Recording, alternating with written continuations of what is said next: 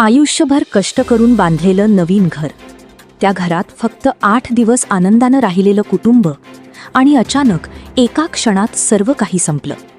नेमकं काय घडलं? ही घटना ऐकून तुमच्याही डोळ्यात पाणी येईल. कोल्हापूर जिल्ह्यातील अजरा तालुक्यातून एक अत्यंत हृदयद्रावक घटना समोर आली आहे. एका भीषण रस्ते अपघातात एकाच कुटुंबातील 4 जणांचा दुर्दैवी मृत्यू झाला असून संपूर्ण परिसरात शोककळा पसरली आहे. मिळालेल्या माहितीनुसार दीपक चांदे हे अनेक वर्षांपासून मुंबईत कष्ट करून आपल्या कुटुंबाचा सांभाळ करत होते. आपल्या गावात सुंदर घर असावं हे त्यांचं स्वप्न होतं. अखेर त्यांनी मेहनतीच्या जोरावर गावी नवीन घर बांधलं. उन्हाळ्याच्या सुट्ट्यांमध्ये दीपक, त्यांची पत्नी शोभा, मुलगा जय आणि मुलगी पूर्वा हे सर्वजण त्या नव्या घरात राहण्यासाठी आले होते. घरातील आनंद, नातेवाईकांची भेट आणि सुट्ट्यांचा उत्साह यामुळे संपूर्ण कुटुंब आनंदात होतं. सुट्ट्या संपत आल्याने ते पुन्हा मुंबईला जाण्याच्या तयारीत होते.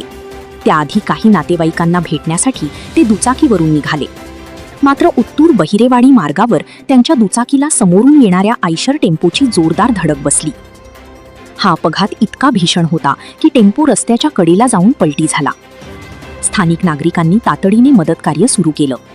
क्रेन आणि जेसीबीच्या सहाय्याने वाहन बाजूला करण्यात आलं. परंतु दुर्दैवाने दीपक, शोभा, जय आणि पूर्वा या चौघांचाही जीव वाचू शकला नाही. नवीन घरात अवघे 8 दिवस राहिलेलं हे कुटुंब एका क्षणात काळाच्या पडद्याआड गेलं. या घटनेमुळे संपूर्ण गाव हळहळ व्यक्त करत आहे.